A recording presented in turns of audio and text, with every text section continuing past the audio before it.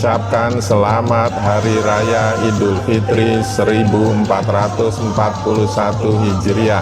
Mohon maaf lahir dan batin. Assalamualaikum warahmatullahi wabarakatuh. Waalaikumsalam. Waalaikumsalam warahmatullahi wabarakatuh. Alhamdulillahilladzi hadana li hada wa ma kunna linahtadiya laula an hadanallah. Asyhadu an la ilaha illallah wahdahu la syarikalah wa asyhadu anna Muhammadan abduhu wa rasuluh. Allahumma sholli ala Muhammad wa ala alihi wa sahbihi ajmain. Yang kami hormati Ketua beserta anggota, pembina, pengurus, dan pengawas Yayasan Perguruan Tinggi Jana Badra. Yang kami hormati Rektor beserta para pejabat struktural di lingkungan Universitas Jana Badra, segenap pengurus IKA Badra, para pegawai purna tugas, dan para mahasiswa, alumni, serta hadirin yang berbahagia. Pertama, marilah kita panjatkan puja dan puji syukur kehadirat Allah Subhanahu wa Ta'ala atas segala limpahan karunia-Nya, nikmat-Nya, sehingga pada hari ini kita masih diberi kesempatan untuk bisa berkumpul secara virtual dalam keadaan sehat walafiat, dalam suasana damai yang penuh dengan kebahagiaan, walaupun di tengah pandemi COVID-19 ini. Kami ucapkan selamat Hari Raya Idul Fitri 1441 Hijriah. Taqabbalallahu minna wa minkum. Mohon maaf lahir dan batin, minal aidin wal faidin. Dan kami ucapkan terima kasih kepada Bapak Ibu Saudara yang berkenan bergabung di acara sawalan virtual keluarga besar Universitas Jana Badra ini. Sekali lagi kami ucapkan terima kasih dan mudah-mudahan Bapak Ibu semuanya dalam keadaan bahagia, sukacita bersama dengan keluarga masing-masing. Bapak Ibu yang kami hormati, insya Allah sawalan keluarga besar Universitas Jana Badra akan segera kita mulai dengan susunan acara sebagai berikut. Yang pertama adalah pembukaan sekaligus membaca bersama Quran Surat Al-Fatihah, kemudian diikuti dengan sambutan dari Bapak Ketua Yayasan dan Bapak Rektor. Setelah itu adalah hikmah syawalan dan doa yang nanti insya Allah akan disampaikan oleh Habib Novel Al-Idrus. Dan berikutnya adalah ikrar bersama yang nanti akan disampaikan oleh Ibu Ika. Dan yang terakhir adalah penutup. Marilah kita awali sawalan keluarga besar Universitas Jana Badra pada siang hari ini dengan membaca basmalah bagi yang muslim dan bagi yang non-muslim bisa menyesuaikan sesuai dengan agama masing-masing. Bismillahirrahmanirrahim. Berikutnya adalah pembacaan ayat suci Al-Quran, dalam hal ini dari kami pribadi, kemudian nanti bisa diikuti oleh segenap hadir, khususnya yang beragama Islam dan yang non-muslim bisa menyesuaikan. A'udzubillahi minasyaitonirrajim. Bismillahirrahmanirrahim. Alhamdulillahirabbil alamin. Ar-Rahmanir-Rahim. Maliki yaumiddin. Iyyaka na'budu wa iyyaka nasta'in. Ihdinas siratal mustaqim. Siratal ladzina an'amta 'alaihim. Ghairil maghdubi 'alaihim waladdallin.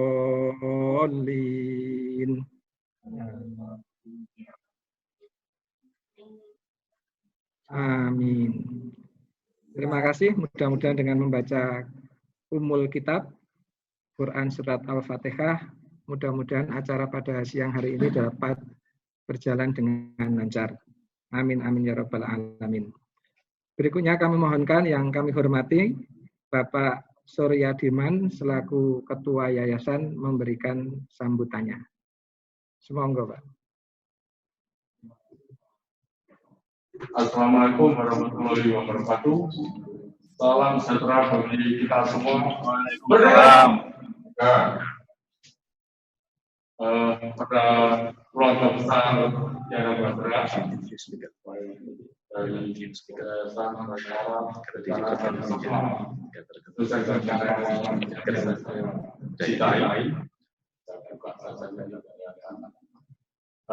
pertama kami selaku yayasan mengucapkan selamat merayakan hari raya Lebaran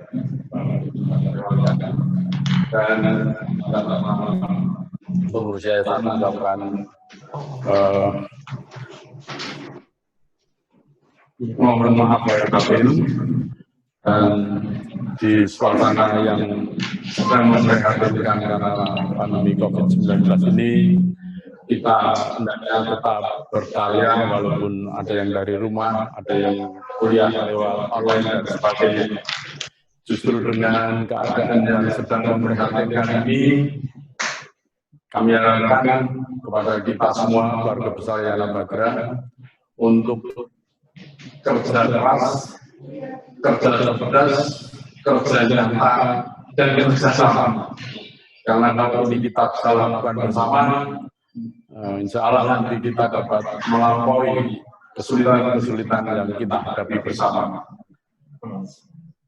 Jadi marilah kita saling mendukung, saling memikirkan ke depan Yayasan Badra agar dapat tetap berjalan, dan kita doakan agar penerimaan mahasiswa baru yang akan datang dapat mendapatkan mahasiswa yang mencukupi sehingga kita bisa hidup sustainable demi Yayasan Badra yang kita cintai. Karena terbatasnya waktu, ini saja yang kami pesankan. Sekali lagi, mari kita kerja keras, kerja cerdas, kerja nyata, dan kerja sama. Dengan kerja sama pasti kita bisa mengatasi ini semua. Sekian, wassalamualaikum warahmatullahi wabarakatuh. Terima kasih kami aturkan kepada Bapak Suryadiman selaku Ketua Yayasan Perguruan Tinggi Jana Badra. Berikutnya kami mohonkan yang kami hormati Bapak Rektor Universitas Jana Badra, Bapak Dr. Insinyur Edi Wiono, dipersilakan. Tes. Terima kasih Pak Des. Bismillahirrahmanirrahim. Assalamualaikum warahmatullahi wabarakatuh. Selamat siang dan salam sejahtera bagi kita semua.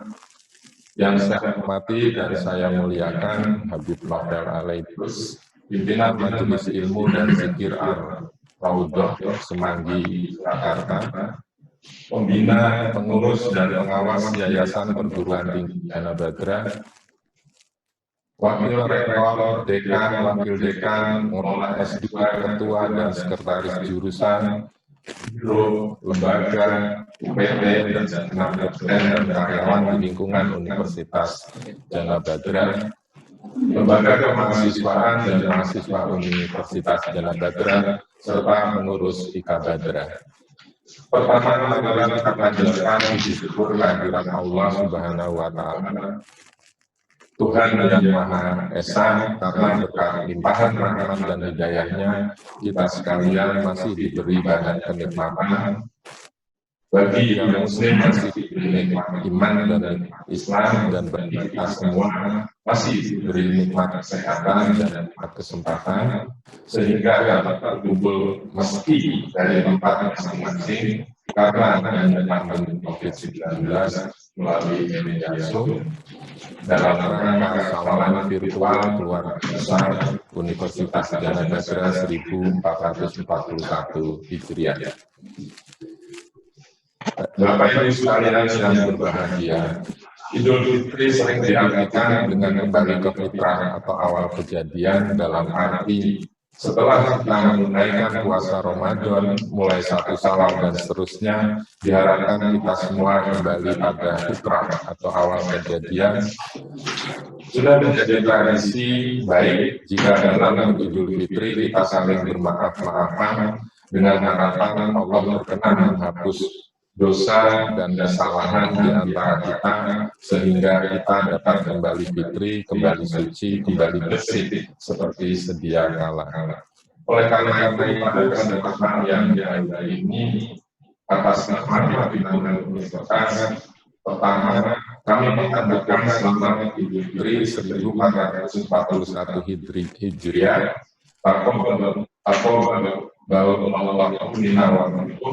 mudah-mudahan Allah menerima ibadah kita dan minta izin agar kita termasuk orang-orang yang dapat kembali fitri. Semoga kita semua dipertemukan kembali di dalam tahun berikutnya dalam keadaan sehat walafiat.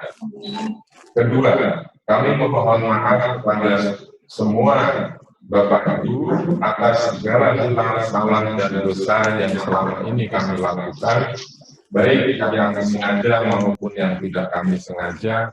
Selain itu, jika di dalam kami menyelenggarakan semua kegiatan universitas selama ini masih terdapat banyak kekurangan dan belum sesuai dengan yang diharapkan, kami juga mohon dimaafkan.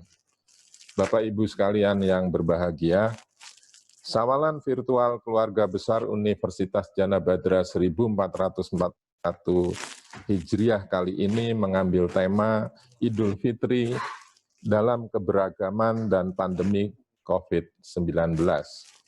Alhamdulillah, keluarga besar Universitas Jana Badra termasuk para mahasiswanya terdiri dari berbagai suku, agama, ras, dan golongan, mulai dari Sumatera sampai Papua, bahkan beberapa mahasiswa berasal dari Timor Leste dan Libya. Mari kita syukuri heterogenitas atau perbedaan yang ada di Universitas Jana Badra ini sebagai karunia Allah yang memang sudah menjadi kehendaknya.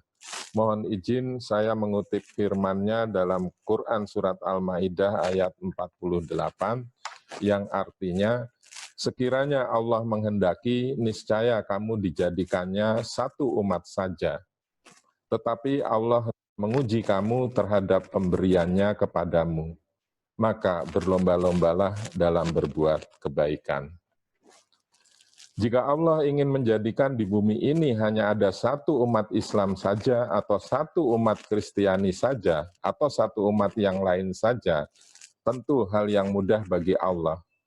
Tetapi melalui perbedaan itu, Allah hendak menguji karunia-Nya yang telah diberikan kepada kita. Lebih baik kita berlomba-lomba dalam berbuat kebaikan. Kita tidak perlu berselisih paham, karena pada dasarnya perbedaan itu adalah fitrah umat manusia yang memang sudah dikehendaki oleh Allah Subhanahu wa Ta'ala. Mari kita ciptakan kerukunan dan kebersamaan dalam keberagaman di keluarga besar Universitas Jana Badra ini di atas perbedaan suku, agama, ras, golongan, bahasa, kedaerahan, dan sebagainya, dengan selalu mengedepankan sikap toleransi agar supaya Universitas Jana Badra ini tetap tegak berdiri dan solid sesuai dengan jati dirinya. Mari kita besarkan Universitas Jana Badra yang kita cintai ini di atas jumukan tersebut dengan cara kita bersatu padu, senantiasa berbuat kebaikan dan senantiasa mempersembahkan semua potensi atau kelebihan yang kita miliki. Dengan demikian, insya Allah Universitas Jana Badra bisa bersaing dengan perguruan tinggi lainnya. Bapak Ibu sekalian yang berbahagia, demikian sambutan saya. Semoga Allah Subhanahu wa Ta'ala meridhoi semua aktivitas yang kita kerjakan untuk Universitas Jana Badra tercinta ini. Amin. Dan ada kurangnya mohon kami dimaafkan. Wabillahi taufik wal hidayah. Wassalamualaikum warahmatullahi wabarakatuh.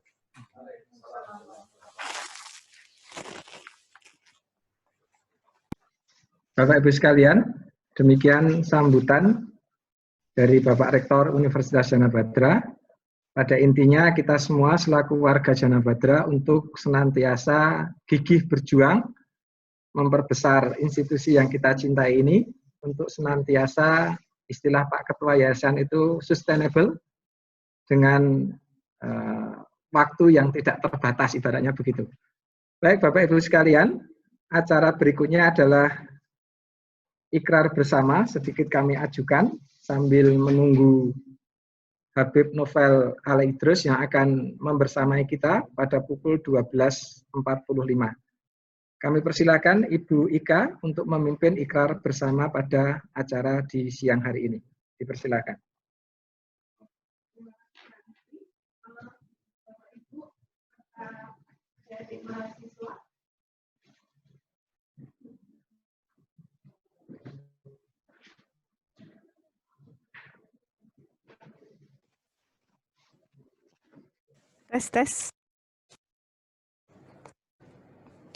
Tes. Oke.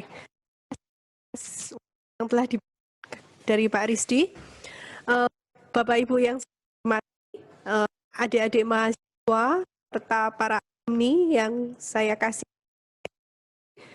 Pada kesempatan siang hari ini, saya minta untuk membaca syawalan.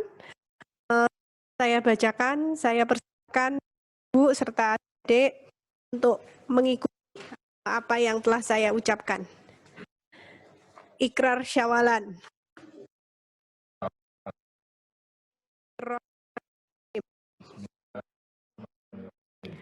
Perkenankan kami berikrar. Perkenankan kami berikrar bahwa kami mohon maaf dan mohon dapat dimaafkan. bahwa kami mohon maaf dan mohon dapat dimaafkan Kepada Bapak Ibu Saudara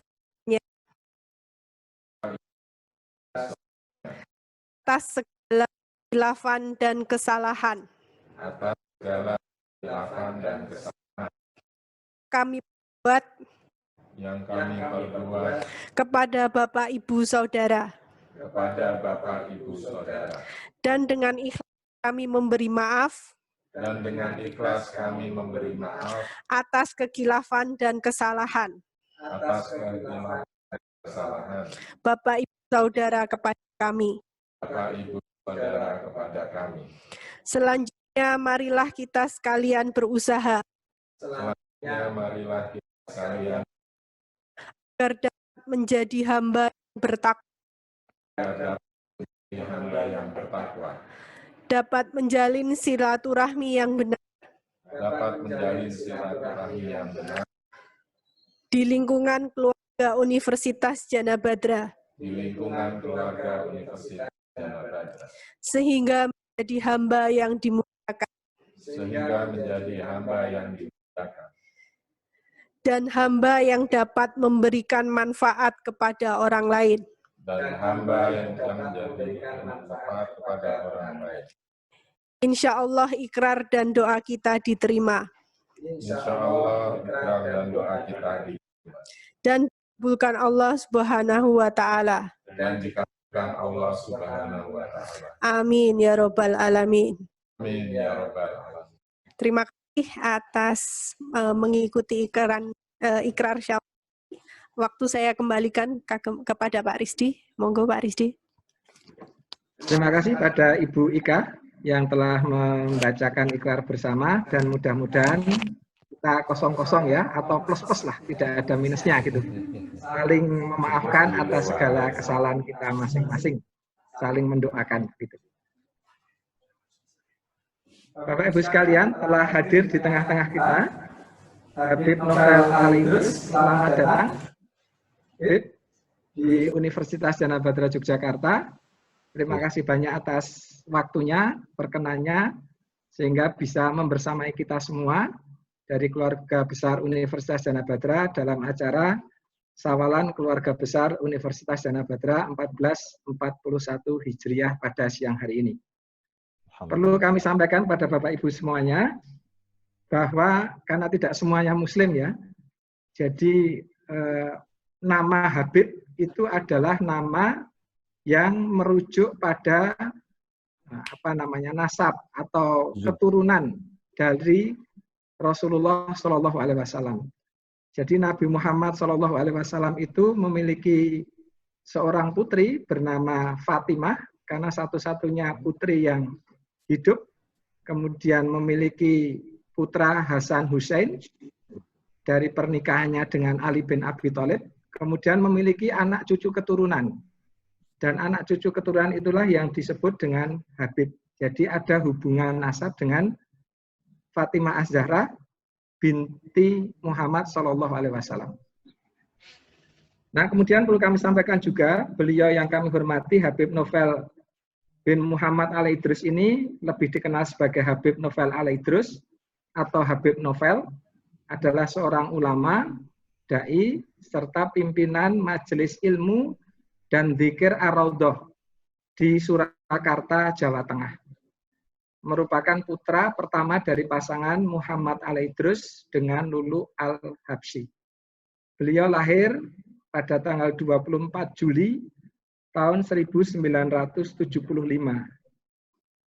Kemudian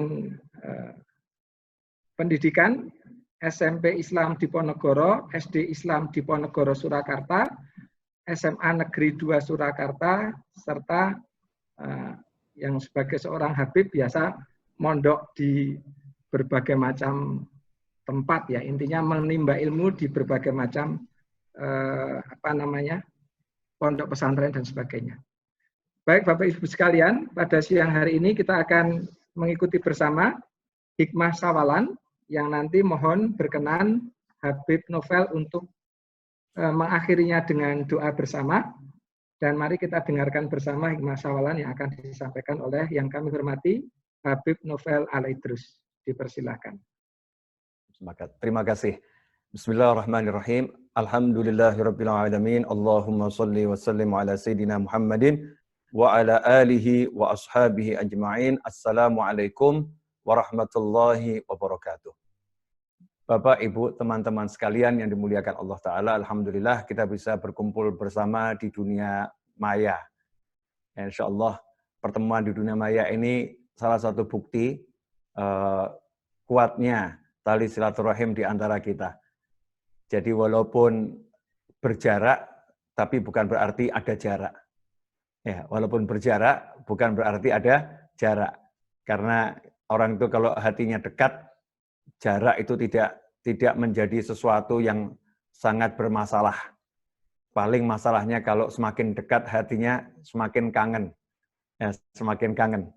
Sehingga istilah anak muda, jasad perlu dipertemukan. Yang mudah-mudahan insya Allah nanti diberi semakin mudah untuk bertemu, karena kita sekarang sudah, pemerintah mengarah ke new normal, mudah-mudahan new normal dan bisa menjadi kembali normal, senormal-normalnya seperti dahulu kala, seperti leluhur.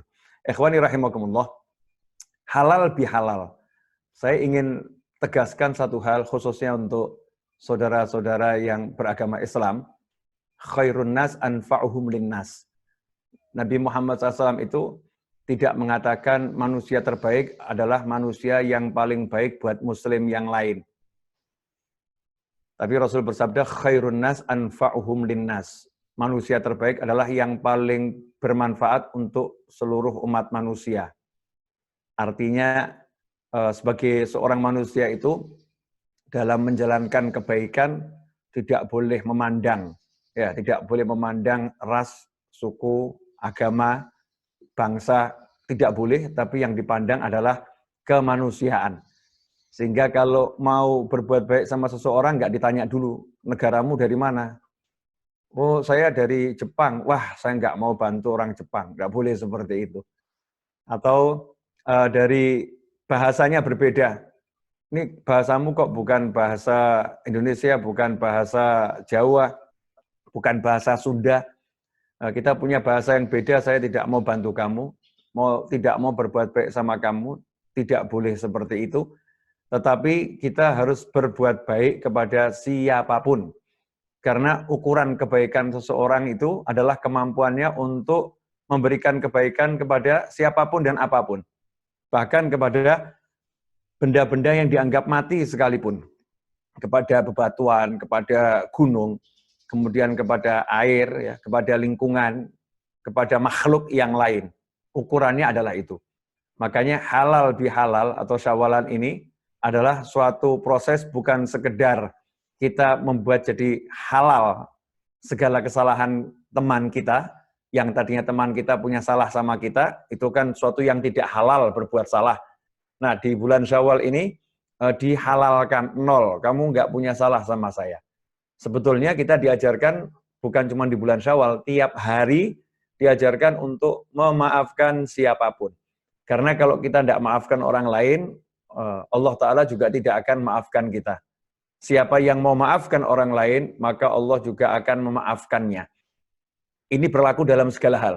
Termasuk dalam jual beli itu sampai-sampai Nabi Muhammad SAW bersabda, semoga Allah merahmati seseorang kalau jual nggak ruwet, kalau beli nggak ruwet. Artinya serba memberikan kemudahan. Ya, serba memberikan kemudahan.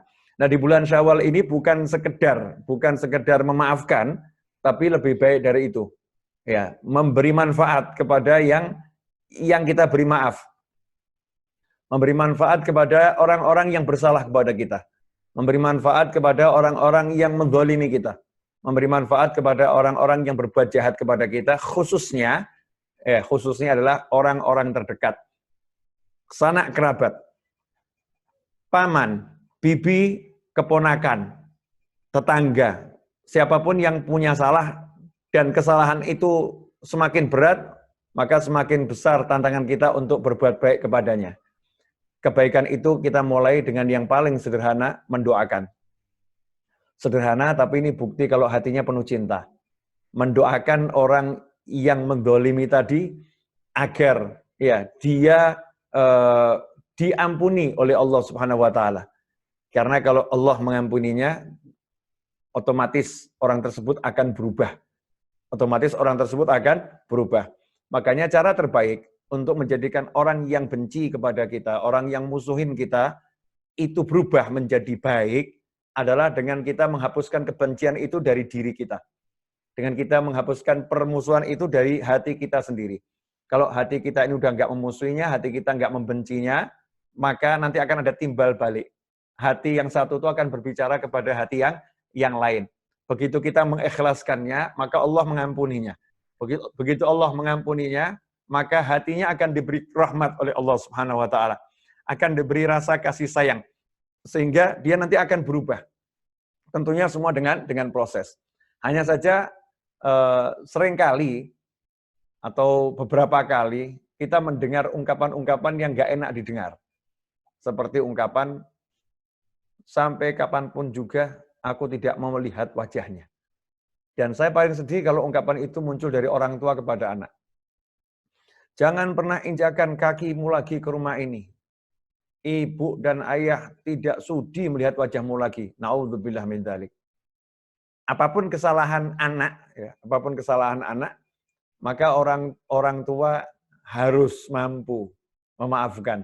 Kalau kesalahan orang lain saja dimaafkan, apalagi kesalahan anaknya sendiri. Kalau kesalahan kita pengen dimaafkan, ya kita juga harus mampu memaafkan kesalahan orang lain, terutama yang terdekat, ya, orang-orang yang terdekat. Kenapa orang yang terdekat? Karena nanti kalau terjadi sesuatu itu siapa yang mau nolong kita? Kalau bukan orang yang paling dekat. Siapa lagi kalau bukan yang ada di rumah?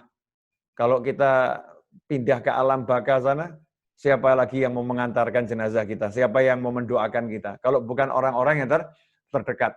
Maka menjalin hubungan dengan orang terdekat ini sesuatu yang harus, ya, sebuah keharusan. Ikhwani rahimakumullah. Makanya di dalam Islam, orang yang baik itu tidak diukur dengan orang yang pandai sholat saja. Imam Ghazali dalam kitabnya Ihya Ulumuddin, suatu buku yang sangat dikenal dalam dunia pendidikan Islam dan juga oleh para ahli filsafat dunia, buku-buku Imam Ghazali itu dipelajari. Di antaranya karya beliau Ihya Ulumuddin yang ada 4 jilid. Di situ disebutkan bahwasanya Imam Ghazali mengatakan kepada seluruh umat, Kalau kamu mau tahu seseorang itu baik atau belum baik, seseorang itu baik atau belum baik, caranya dengan 3 hal. Dilihat 3 hal. Artinya bukan sekedar dilihat sholatnya, baca Al-Qur'annya, enggak. Kata Imam Ghazali, lihat ibadahnya, ini standar umum. Bagaimana sholatnya, bagaimana baca Al-Qur'annya, bagaimana zikirnya. Ya, lihat ibadah-ibadah yang wajib dia lakukan. Kalau itu baik, itu belum ukuran dia orang yang baik. Belum. Maka tes yang kedua, tolok ukur yang kedua kamu lihat. Ajak bisnis, jual beli. Nah, kalau dia dalam bisnis sama kamu, jual beli sama kamu, nggak ruwet orangnya, nggak ribet orangnya, serba kurang lebih seperti yang kita temukan di pasar tradisional, Masya Allah, ini nggak kita temukan di mall. Kalau di mall, supermarket nggak ketemu yang seperti ini. Di pasar tradisional itu kalau kita beli mangga ya, 1 kilo, kemudian ngobrolnya asyik, itu nanti yang jualin ngomong, kita imbui. Ya, kita imbui. Ini saya kasih tambahan ini. Itu adanya di pasar tradisional. Kalau di mall nggak mungkin, kita imbuhi, nggak ono itu di mall ya. Nggak ada. Adanya di pasar tradisional. Ini saya tambahin. Kemudian berikutnya, kita yang membayar ketika ada kembalian, kita katakan, udah nggak usah kembali. Kadang-kadang itu nggak usah kembalinya lebih besar daripada harga barang tersebut. Karena terjadi hubungan yang positif antara penjual dan pembeli. Terjadi hubungan yang menyenangkan antara penjual dan pembeli. Nah ini kalau orang dalam jual beli seperti itu, maka ini udah pertanda orang itu baik. Ya ketika dia punya hutang, dia segera dibayar, dia tidak menunda-nunda hutangnya, dia menepati janjinya, kemudian ramah selama dia berjual beli, maka itu orang tersebut sudah termasuk kelompok orang yang memenuhi syarat dianggap orang baik. Yang ketiga, ajak pergi bersama. Karena kadang dalam bisnis belum betul-betul kelihatan. Tapi kalau ajak pergi bersama, satu kendaraan, satu mobil, atau satu bus, atau satu pesawat, atau satu kereta api, atau satu kapal, perjalanannya agak panjang. Nanti di situ akan kelihatan perangai aslinya. Ketika capek, ketika lelah, itu kelihatan perangai aslinya. Kalau ketika capek, ketika lelah, dia mengutamakan kamu. Punya makan, kamu ditawarin, monggo, didahar. Ini diincipi, enak ini kelihatannya. Mau menawarkan masakannya, makanannya kepada kamu, kata Imam Ghazali. Atau dia merelakan duduknya untuk kamu. Dia rela bersempit-sempit, melonggarkan tempat itu untuk kamu. Atau ketika istirahat di satu tempat, ya dia mencari tempat yang ya memberikan kelonggaran pada teman-temannya. Bukan orang yang egois. Temannya susah nggak jadi masalah. Yang penting saya nggak susah. Yang penting saya nggak susah. Bukan seperti itu, tapi dia utamakan orang lain. Ini ada selimut buat kamu. Ini bantalnya kalau kamu pakai. Oh ini ruangannya di sini AC-nya bagus. Kalau mau kamu suka AC yang di sana saja. Artinya dia mengutamakan orang lain. Kalau 3 syarat ini terpenuhi, baru dia dikatakan orang baik. Dan kalau kita cek dari 3 syarat ini, yang 2 adalah semua berhubungan dengan umat manusia. Memberikan kebaikan kepada manusia yang lain. Sementara yang urusan langsung kepada Allah SWT, itu hanya 1 bagian saja, yang lain ada 2 bagian. 1/3 saja yang langsung sama Allah, yang 2/3 semua hubungan baik dengan manusia. Itu yang ditekankan oleh Nabi Muhammad SAW. Ikhwani rahimakumullah. Kalau begitu, sungguh sangat gak pas. Kalau kita ini rajin ke masjid, kita ini rajin baca Al-Quran, tapi hati penuh dendam. Sangat gak pas. Kalau kita ini rajin ke masjid, kita rajin baca Al-Quran, tetapi nggak ada simpati dan empati kepada tetangga.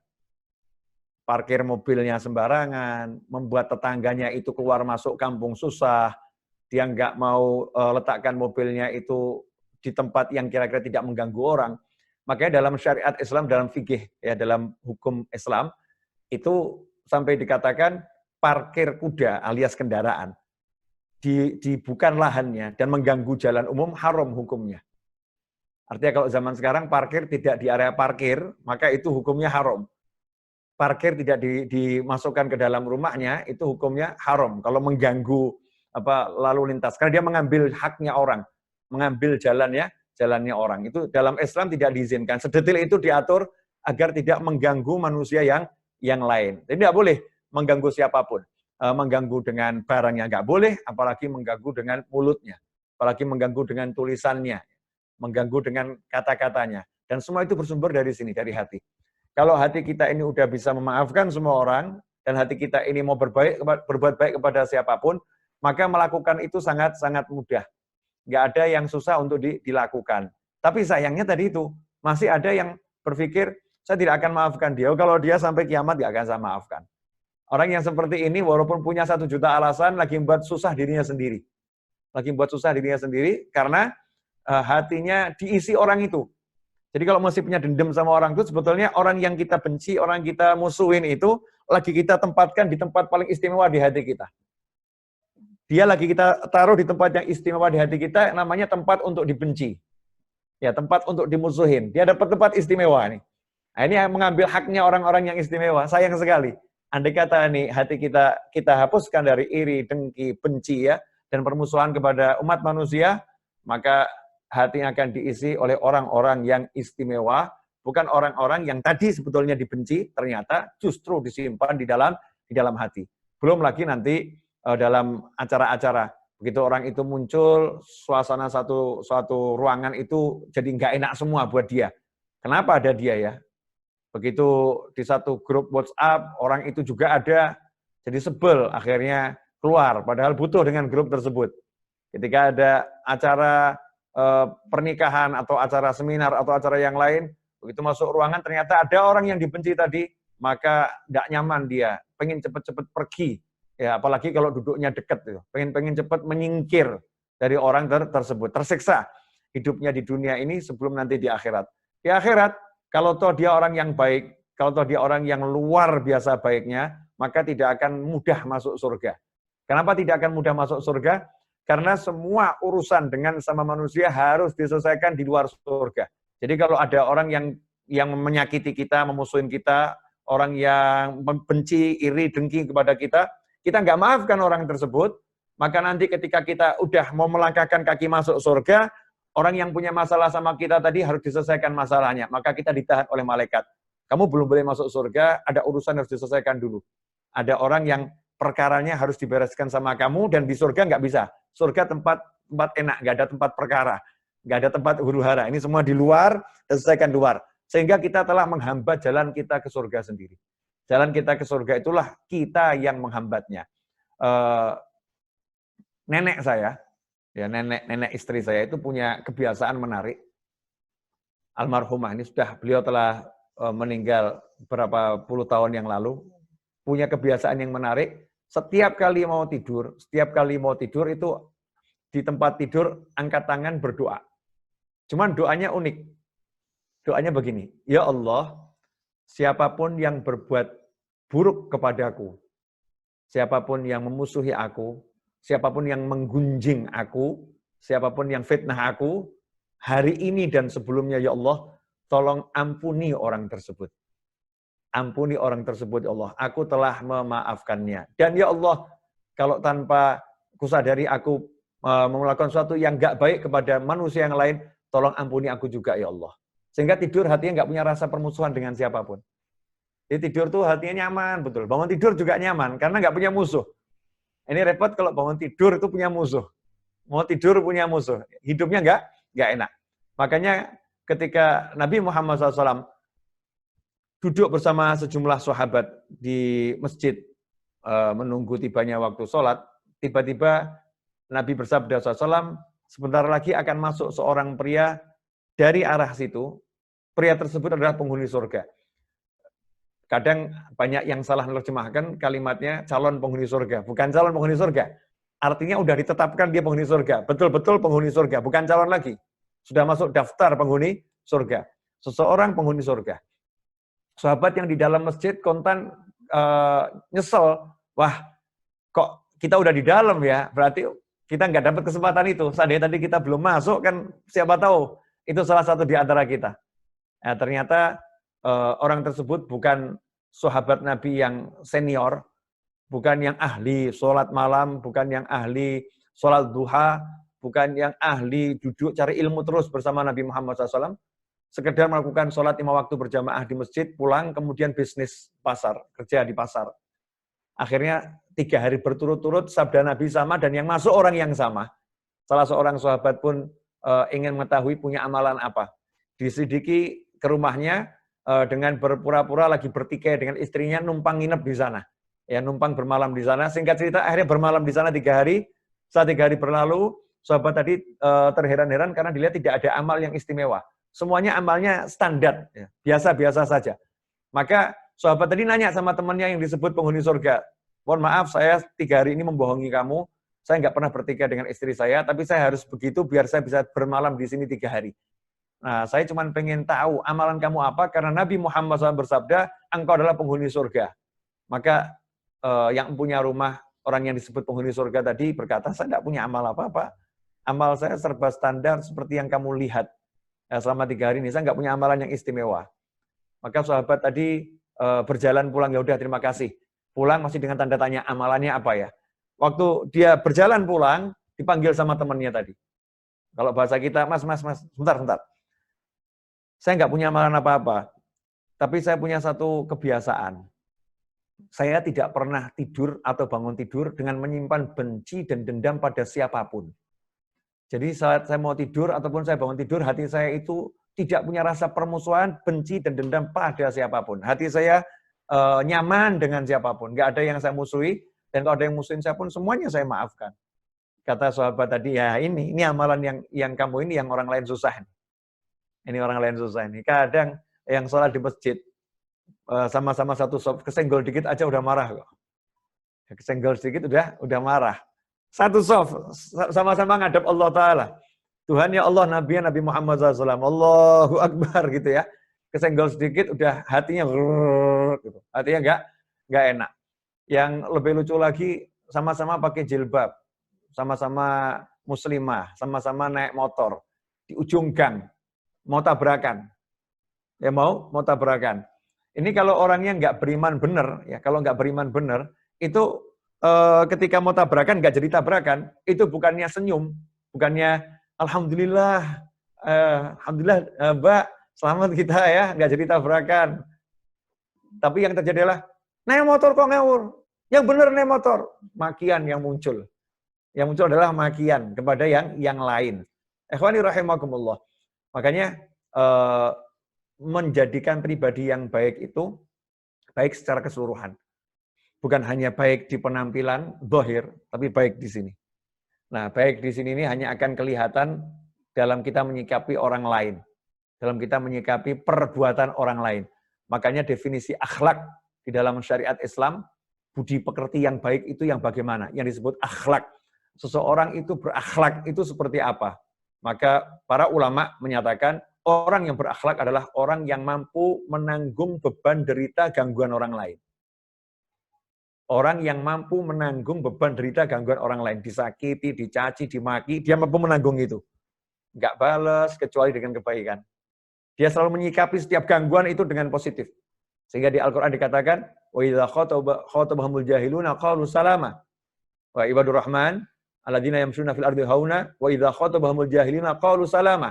Hamba-hamba Allah yang Maha Penyayang itu adalah mereka yang berjalan di muka bumi dengan lemah lembut. Kalau ada orang-orang yang nggak punya pengetahuan, orang-orang yang bodoh, ya berkata yang nggak baik kepada mereka, mencaci, memaki, menghina, mereka cuma mengucapkan selamat. Ya. Memberikan ucapan yang bawa keselamatan, ucapan yang baik. Tidak membalas dengan keburukan. Pernah seorang ulama di suatu malam berjalan, kebetulan berpapasan dengan pemabuk. Berpapasan dengan pemabuk, yang pemabuk tadi lagi asik main gitar. Pemabuk tadi ketika melihat ulama tersebut, emosi. Sehingga gitarnya diangkat, diayunkan, dipukulkan ke kepala ulama tadi. Kontan, darah mengucur dari kepala sang ulama. Bocor bahasa kita ya. Ulamanya segera pulang ke rumah. Keesokan harinya sang ulama panggil muridnya. Bukan share peristiwa, kemudian kumpulkan bala bantuan, bala tentara, kumpulkan teman-temannya, ayo hajar tuh, ada preman mabuk di sana ngelukain ustadzmu nih, hajar. Enggak seperti itu. Tetapi beliau panggil muridnya suruh beli roti yang terbaik, kemudian sejumlah uang. beli roti yang terbaik, dan dibawahi sejumlah uang, dan secari kertas berisi surat. Sampaikan ini ke rumah pemuda di pojok sana. Roti ini, uang ini, dan surat ini. Setelah itu kamu pulang ke sini. Muridnya heran, ada apa? Ini kan rumahnya preman ini. Kalau malam sukanya mabuk-mabukan, gitaran, kok dikirimi roti sama guru saya, ini ada apa? Ini bukan sekedar memaafkan, coba kita lihat indahnya seorang yang berakhlak mulia. Maka muridnya ke sana, kemudian premannya karena dalam keadaan sudah sadar ya, khawatir ini kok muridnya datang, ini ada apa ini? Dia teringat nih semalam mukul seorang ulama ini, masalah besar di hadapannya. Tapi ternyata isi surat itu dibuka, kalimat ulama tersebut adalah, wahai anak muda, mohon maaf, semalam saya telah merusak suasana hatimu, ya, sehingga akhirnya gitarmu itu kena kepala saya, dan gitarmu rusak. Roti ini sebagai ganti suasana hati yang tidak enak yang saya timbulkan, sementara uang ini sebagai ganti atas gitarmu yang rusak, silahkan beli yang baru. Sekali lagi saya mohon maaf. Luar biasa. Kontan anak muda tadi nangis. Ya, dia menangis dan berubah. Ya, berubah dari yang tadinya mabuk, nggak jelas gitu. Akhirnya menjadi pria yang baik. Karena begitu hati. Kalau hati itu ikhlas memaafkan orang, maka orang yang musuh ini akan dirubah betul-betul jadi teman. Betul-betul jadi teman. Jadi pada hakikatnya kita sendiri yang menciptakan permusuhan dengan orang lain. Kita sendiri yang menciptakan pertentangan dengan orang lain. Kalau kita nggak mau maafkan. Kalau udah kita maafkan dengan sungguh-sungguh, masih ada orang yang musuhin kita, alhamdulillah, panen pahala. Karena siapapun yang musuhin kita, kalau kita maafkan, maka dosa-dosa kita nanti akan jadi beban dia. Dan kebaikan-kebaikannya sama Allah akan diberikan kepada kita. Akan diberikan kepada kita. Itu berarti orang itu benar-benar luar biasa jahatnya. Sampai-sampai udah dimaafkan dengan tulus, ternyata dia tidak dapat rahmat dari Allah Subhanahu wa taala, berarti dia punya masalah yang banyak dengan banyak manusia yang lain. Ya, punya banyak kita mungkin maafkan, mungkin manusia yang lain tidak maafkan, mungkin kejahatan yang terlampau banyak kepada banyak manusia sehingga dia tidak bisa berubah dengan cepat. Orang yang seperti ini kita tetap menang. Karena hati kita nggak musuhin siapapun. Makanya pesan saya kepada istri saya. Pesan saya pada istri saya itu begini. Orang mau benci kamu boleh, benci saya boleh, benci kita boleh. Orang membenci itu boleh saja, nggak jadi masalah buat kita. Tapi kalau kamu benci orang itu masalah. Saya membenci orang masalah. Maka biarkan orang itu membenci silahkan. Yang penting kita jangan pernah benci siapapun dan jangan buat orang itu benci sama kita. Jangan buat orang itu benci sama kita. Itu yang pertama. Jadi jangan membiarkan kita ini buat orang benci. Kalau ada orang benci, ya oke-oke saja, nggak jadi masalah. Yang kedua, jangan paksa orang mencintai kita. Karena cinta nggak bisa dipaksakan. Jadi ada orang nggak suka itu nggak apa-apa. Ada orang mungkin nggak benci ya, ada orang tidak benci, tapi nggak suka. Nggak cocok sama dia, nggak apa-apa. Kenapa kita maksa semua orang harus cocok sama kita, semua orang harus suka sama kita? Hidup kita tersiksa nantinya. Jadi hidup kita selalu dalam bayangan orang lain. Kita nggak pernah hidup bersama Tuhan, nggak pernah hidup bersama Allah, tapi hidupnya bersama manusia, makhluk. Sehingga nggak pernah senang. Kalau udah kita lepaskan kehidupan ini dari pengaruh-pengaruh makhluk, dari pengaruh manusia, hanya kita dengan Tuhan, dengan Allah Subhanahu wa taala, maka hidup itu akan nyaman, akan enak, ya, akan damai. Ya, hidupnya akan betul-betul damai. Tidak ada sesuatu yang tidak menyenangkan dan tidak enak. Ikhwani rahimakumullah. Alhamdulillah Allah taala telah memberi kita kesempatan untuk berkumpul bersama dan saya bicara sudah kurang lebih sekitar 25 menit sampai 30 menit kalau saya tidak salah. Ya, 25 sampai 30 menit. Mudah-mudahan ini halal bihalalnya betul-betul halal. Ya, betul-betul halal kosong-kosong benar ini. Bukan sekedar ikrar tadi yang dibacakan di mulut, tetapi di hati masih lihat monitor, oh kalau ini sama yang hostnya kelihatannya saya nggak bisa maafin ini. Jangan sampai seperti itu. Ya, wah ini hostnya tadi terlambat, ini nggak perlu kita beri maaf nih, hostnya harus diajar nih. Misalnya begitu, jangan, tapi udah ikrar maafkan, semua dimaafkan. Dan sangat berat kalau sampai kita tidak bisa maafkan anggota keluarga. Ini nyesel itu. Kisah penutup ini, kisah penutup. Dulu itu ada satu ulama di Jawa Timur yang punya gaya dakwah itu agak berbeda. Gaya dakwahnya itu kalau dakwah beliau ajak penyanyi, ajak pelawak, ajak tukang masak. Jadi kalau dakwah selalu ada penyanyi, ada pelawak, ada tukang masak. Beliau sendiri tidak ceramah. Terus gimana? Sampai di satu kota tujuan untuk dakwah, di situ beliau sudah ada posnya gitu ya, di rumah siapa. Maka masyarakat di kota tersebut yang jualan kambing pada kumpul semua. Ustadz, ini kami ada kambing bagus, ya. Silahkan kalau mau dibeli. Karena dia malam, Ustadznya ini buat jamuan makan, tanpa ngerepotkan siapapun. Kambing beli sendiri, yang masak, tukang masak yang sudah dibawa. Kemudian masyarakat di kota itu diundang untuk makan. Nah, sambil menunggu masakan matang, maka yang nyanyi menyanyi, menghibur yang lagi menunggu itu. Terus yang melawak. Nah, Ustadznya ini duduk di pojok, lihat semua itu. Kemudian yang punya masalah, sowan ke beliau. Curhat, ada masalah apa. Dan diselesaikan satu persatu. Selesai, makan berjamaah, terus pulang ke rumah masing-masing. Dakwahnya cuma begitu. Jadi nggak pakai ceramah-ceramah, enggak. Ini setiap orang kan punya style atau metode, cara dakwah yang berbeda-beda. Nah, salah satu yang curhat itu ngomong begini. Ustadz, saya ini sudah sekian belas tahun tidak bicara dengan kakak saya. Kenapa? Kakak saya nggak mau ngomong sama saya, bukan saya yang nggak mau. Nah, kenapa kakakmu nggak mau ngomong sama kamu? Urusan warisan, Ustadz. Urusan warisan. Kakak saya itu tidak mau memberikan jatah, jatah warisan saya ini, yang saya ambil, menurut kakak saya itu bukan milik saya. Bukan segitu seharusnya. Seharusnya saya cuma dapat sekiannya gitu. Tapi menurut hukum yang ada saya dapatnya segini. Sehingga kakak saya marah, nggak mau bicara sama saya sekian belas tahun ini. Maka Ustadz tadi mengatakan, di mana rumah kakakmu? Antarkan saya ke sana sekarang juga. Maka Ustadz tadi kemudian bersama orang yang curhat itu, datang ke rumah kakaknya. Dan kakaknya tahu siapa nih sosok Ustadz yang luar biasa ini, sehingga sangat menghormatinya. Nah, ini pentingnya orang tokoh itu ya, jadi bisa mendamaikan. Ketokohan itu penting. Gitu. Assalamualaikum, waalaikumsalam, disambut tuh. Ustadz, kenapa sampai datang ke sini? Jawabannya sederhana. Saya cuma pengen nanya sama kamu, berapa ini uang kamu yang ada di adikmu? Uang warisan yang kata kamu klaim itu milik kamu, yang ada di adikmu jumlahnya berapa? Jumlahnya sekian. Ya, belak-belakan saja dah. Jumlahnya sekian. Oke. Jangan tidak bicara lagi dengan adikmu. Karena keluarga itu mahal. Ini uangnya saya lunasi sekarang. Dah ini lunas ya.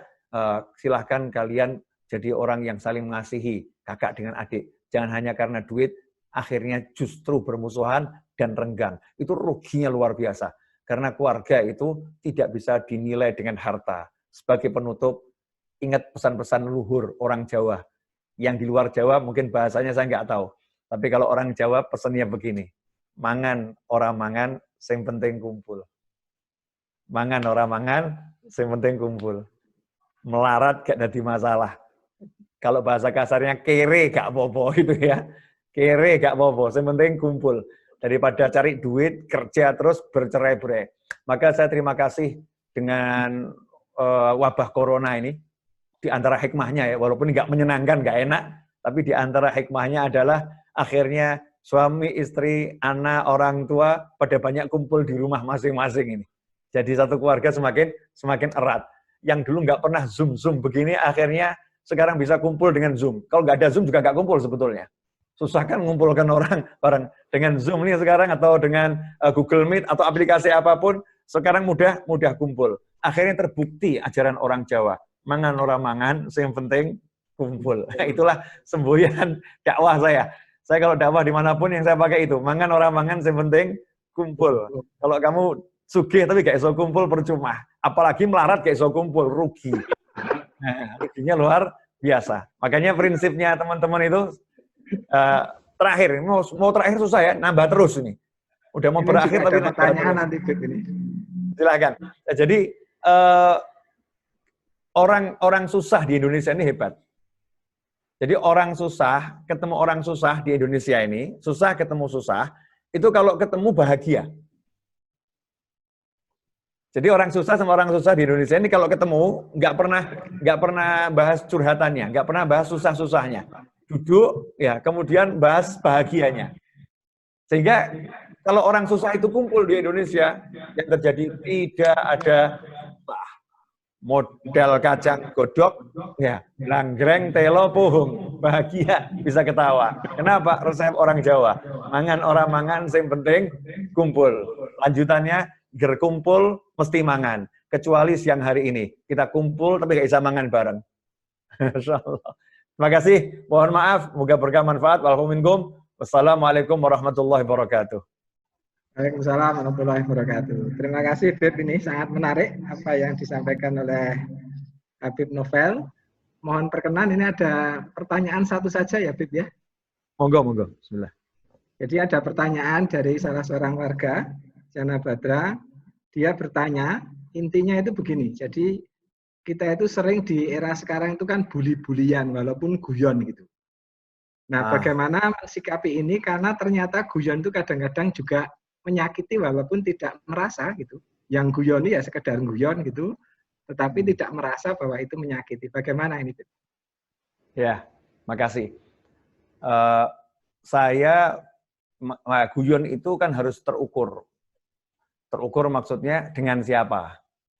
Kalau itu sudah dengan kakak, adik, kerabat yang sudah paham karakter kita dan sudah jadi kesepakatan, bully is okay gitu, udah jadi masalah, maka enggak ada apa-apa. Tapi kalau di depan khalayak ramai dengan orang yang luas, yang karakternya beda-beda, maka kita tidak boleh melakukan sesuatu yang secara standar umum bisa melukai orang. Baik itu kalimat atau sikap dan lain sebagainya. Kita nggak bisa beralasan, oh saya guyon kok, nggak bisa. Karena di muka umum, standarnya ya harus standar umumnya gimana gitu ya. Umumnya gimana. Tapi kalau di keluarga ya wajar. Nah kalau di keluarga ada baper, nah itu yang baper perlu diperiksakan ke rumah sakit jiwa. Apa namanya? Oh sama orang tuanya, sama kakaknya, adiknya ya guyon biasa, no gak guyon tambah aneh. Maksudnya mau tegang-tegangan, tersinggungan, gak boleh. Jadi kita kalau sama keluarga, kalau ada orang yang bully kita di keluarga, justru enjoy, lanjutkan. Lanjutkan balas-balasan. Itu menyenangkan, jadi humor. Keluarga ya, atau pertemanan yang akrab. Tapi kalau satu kelas di satu sekolah atau satu ruangan di satu universitas, satu kelas gitu, mungkin kan belum bisa jadi seperti keluarga bener ya. Maka kalau dibully salah satu, itu nggak bisa karena itu umum. Itu umum, maka kita harus pakai standar umum. Saya sendiri dengan sahabat-sahabat saya punya satu prinsip. Mau jadi teman saya itu prinsipnya cuma satu, teklekan hati minggato. Teklekan hati minggato. Karena kalau kumpul sama saya dan teman-teman saya, kita akan saling menteklekkan. Termasuk saya diteklek-teklekkan saya. Dikerjain. Saya tuh kalau nyupirin murid-murid saya, di mobil tuh pada tidur semua. Karena saya nyupirin. Saya nyupir sendiri. Sampai rumah makan, mereka otomatis bangun tuh, subhanallah. Bangun semua, makan, kenyang. Masuk mobil, tidur lagi semua itu. Nah kemudian kalau saya ngomong, ayo bangun. Jawabannya ya sederhana. Maaf, kami bos ya, Habib kan supir. Jadi nyantai aja, jangan kemudian Habibnya marah, oh murid kurang ajar ini ya, nggak menghargai gurunya. Nah ini memang saatnya lagi jadi pertemanan, persahabatan. Justru itu menyenangkan, asyik gitu. Asyik. Nah kalau kita tahu ada orang yang karakternya nggak bisa dibully, ya jangan dibully. Nah, kalau yang karakternya udah paham, ini nggak bisa ya jangan gitu. Nanti terluka hatinya. Insya Allah kita bisa ngukur kok, bisa ngukur. Maka pandai-pandailah mengukur lingkungan sekitar kita ketika kita berbicara. Terutama di medsos ya, hati-hati karena zaman sekarang ini zaman begitu. Titik-titik polisi, ya, titik-titik gugat, titik-titik begitu. Sesama ini loh, teman pertemanan ini. Kalau kita lihat marah satu dengan yang lain, kurang punya jiwa yang memaafkan dan menjadikan itu suatu yang menarik untuk humor lah, untuk humor.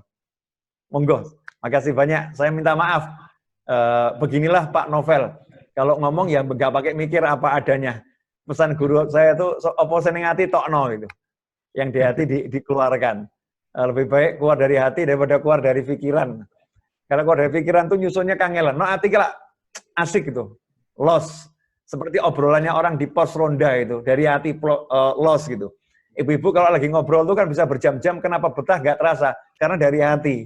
Tapi kalau udah ikut seminar, pakai pikiran tok gitu ya, tekstual gitu, itu beban berat itu. Mesti ngantuk, kemudian ada apa namanya kejenuhan dan lain sebagainya. Karena kita udah mulai bermain akal yang main, kurang pakai hatinya. Tapi kalau yang nyampaikan di seminar pakainya hati, bahasanya bahasa sakarape dhewe tapi terukur, maka insya Allah menjadi menyenangkan. Saya minta maaf sekali lagi kalau ada ucapan dan sikap yang kurang pas, mohon maaf yang sebesar-besarnya. Terima kasih jazakumullah khairan atas waktu yang diberikan kepada saya. Mudah-mudahan kita cepat kembali, bukan lagi new normal, tapi benar-benar normal. Karena new normal ini buat saya masih belum normal. Ya, belum normal karena kita masih harus berjarak. Ya, harus berjarak, harus pakai masker. Nah, suatu saat nanti insya Allah mudah-mudahan cepat, nggak perlu masker lagi karena Indonesia bersih. Ya, nggak perlu ada jarak lagi karena kita pengen berpelukan, rangkulan. Karena prinsipnya orang Jawa itu gotong royong. Gotong royong itu bergandengan tangan. Ada jarak kan gak iso gotong royong. Ya, agak susah. Bergandengan tangan. Mudah-mudahan setelah new normal, betul-betul menjadi normal. Wa'alafu minkum. Semoga bermanfaat. Wassalamualaikum warahmatullahi wabarakatuh.